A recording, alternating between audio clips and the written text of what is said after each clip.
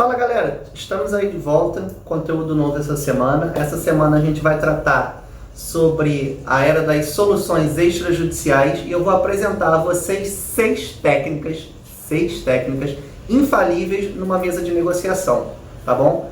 Então fica aí, aguarde a vinheta que a gente já volta e caso você não tenha assistido o vídeo da semana passada, clica no card que vai estar aparecendo aí para vocês, tá? E sempre acompanha a gente no nosso canal. Até daqui a pouco.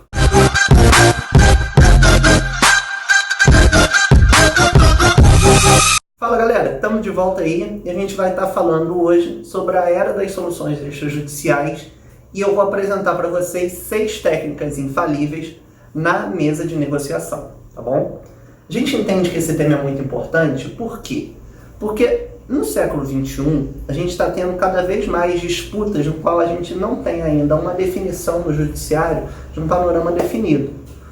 Uma questão que é muito relevante, foi abordada até no nosso primeiro vídeo, é justamente a questão da uberização, né? Que a gente tem as discussões doutrinárias do que a gente pode estar encaixando o motorista Uber, mas nós não temos ainda uma decisão pacificada no judiciário. Então, os métodos de soluções de conflito extrajudiciais, que aí engloba a negociação, a mediação e a arbitragem, né, elas podem ser muito efetivas na solução desse tipo de litígio. Mas não só isso, ele pode ser aplicado também nas questões de disputa na área do direito de família, quando eu trato de alimentos, fixação de alimentos, pensões, partilha de bens. Então ela pode ser aplicada em diversos ramos do direito, tá bom? E é importante o advogado ficar atento a essa aplicação e essa necessidade de se instalar técnicas de soluções extrajudiciais, até porque muitas das vezes o advogado pode inclusive estar antecipando seus honorários sem ter que levar essa questão até o judiciário. Então é muito importante a aplicação dessas técnicas. São vários pontos, aqui eu vou apresentar seis técnicas para vocês. Começando pela primeira técnica, que é a reciprocidade. A reciprocidade, como o próprio nome diz, né, é recíproco. Então, quando a gente está numa mesa de negociação e a gente tem uma pessoa que faz reciprocidade, nós necessitamos de retribuir aquele bom agrado que nós recebemos, né? Então, você, numa mesa, se traduz como? Você materializando concessões, né? Então, se alguém faz uma concessão para você, a tua parte litigante, provavelmente você se sente motivado a também abrir mão de algum ponto que é importante para o seu cliente. Então, a reciprocidade é mais uma postura aberta, né? De forma colaborativa, onde as duas partes entram em consenso numa postura de não agressão, né? E quando você entra numa postura de negociação em que você não se coloca como uma pessoa agressiva, né? Você se coloca numa predisposição a você de fato fechar um acordo. Um alerta que se faz é que existem pessoas que são aproveitadoras, né? Então eles podem se utilizar de um gatilho, dando uma pequena concessão para você, né, para o seu cliente, e exigindo que você dê em contrapartida uma grande troca no qual não se condiz essa concessão que ele fez. Então você tem que sempre estar equilibrando o peso, né, a proporcionalidade dessas concessões para que não se aproveite de você, né, no caso do seu cliente, tá bom? A segunda que eu vou destacar, o segundo ponto que eu vou destacar é compromisso e coerência. Esse ponto já é quase explicativo quando eu falo, porque significa ser coerente com os compromissos. Então você entra numa mesa de negociação já conversado com o seu cliente, você sabe qual o compromisso que ele tem que assumir, quais as possibilidades que ele pode, né? Isso vai facilitar a decisão, porque faz com que você não tenha que ficar pensando em todo momento se aquilo é possível ou não é possível, porque você já discutiu de forma prévia com o seu cliente. Então você tem como traçar uma linha de conduta para tentar continuar nessa mesa de negociação sem que fique muito, eu vou ver, eu vou analisar. Você consegue traçar uma linha um pouco mais linear, né? Então isso acaba facilitando o processo decisório. E é muito importante também a gente fazer essa análise. A terceira dica que eu vou dar é aprovação social.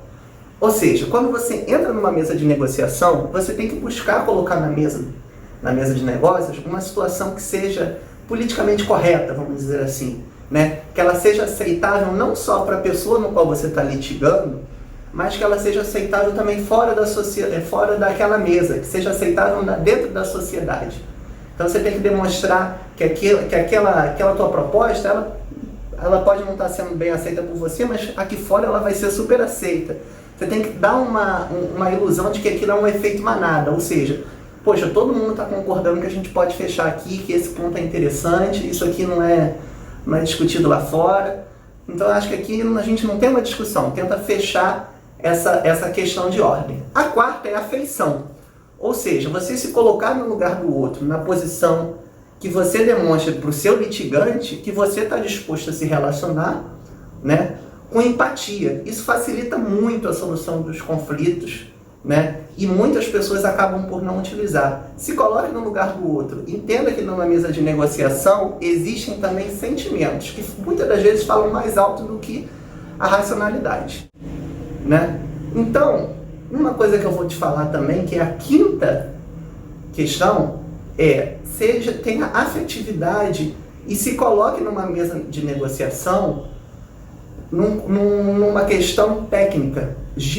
Tenta gerir esse conflito enfrentado de uma maneira do qual você tem a postura. Então é importante você se vestir bem, é importante você estar num ambiente propício, ou seja, você passar uma credibilidade. Mas tenha muito cuidado quando eu falo isso, para que você não acabe parecendo snob, ou você tente menosprezar o seu litigante, né? Então é uma questão muito importante também, porque uma pessoa bem vestida, de boa formação, ela instintivamente, no subconsciente da outra parte, ela passa um certo tipo de autoridade, né? Só que essa questão de autoridade ela não pode ser confundida com superioridade. Porque se você se coloca já num grau de superioridade, dificilmente você vai ter capacidade de conseguir fechar um acordo, porque você já vai começar com uma rejeição no momento que você entra nessa negociação sem ter aberto uma única palavra, né? Então, é uma questão de saber dosar essas variáveis para que não pareça exagerado, tá bom? É super importante isso. O sexto ponto e último que eu vou destacar para terminar, para esse vídeo não ficar muito longo, é a escassez. Então é super importante que você saiba lidar com a questão de escassez e explorar essa questão do risco. Ou seja, você tem que demonstrar para o seu litigante que a concretização daquele acordo ele vai gerar benefício, e que se você não aceitar aquele acordo, você pode gerar potenciais perdas, não para você, mas para o seu litigante. Então você tem que explorar essa questão, dando certeza que a efetivação daquele contrato, daquela negociação, ela dá previsibilidade, ou seja, você tem previsão de que você vai receber aquele valor que está sendo negociado. Enquanto, se você quiser prosseguir com o litígio, você tem os riscos, o tempo que você não sabe quanto mais vai demorar, né? Então você tem que jogar essa questão dando a entender para o litigante que se ele não concretizar aquele acordo, ele pode ter perdas, tá? Cuidado também para não forçar demais o litigante logo de cara, de que minha proposta é essa aqui, se você não aceitar, não tem mais proposta, não tem para onde correr, tá bom? A gente pretende elaborar mais vídeos sobre esse assunto de negociação de forma extrajudicial, provavelmente não na semana que vem, para não ficar uma coisa muito repetitiva, porque a gente tem a ideia de sempre trabalhar um ponto diferente a cada semana, tá? Mas a gente pretende estar sempre batendo na tecla das negociações, das técnicas, que são várias, tá? Não são só essas 6 técnicas que eu passei para vocês, mas elas já são fundamentais. Na data de ontem, nós lançamos um texto, um artigo científico, descrevendo esses 6 pontos que eu acabei de conversar com vocês. O link para acesso está aqui embaixo na descrição desse vídeo, tá bom? E vocês podem acessar por lá também, se perdeu algum ponto do que eu falei, não anotou alguma coisa, não precisa ficar pausando o vídeo para poder anotar. Dá um pulinho lá no artigo que você vai conseguir fazer a leitura dele, pegar com mais nitidez todos esses pontos que eu abordei, tá bom?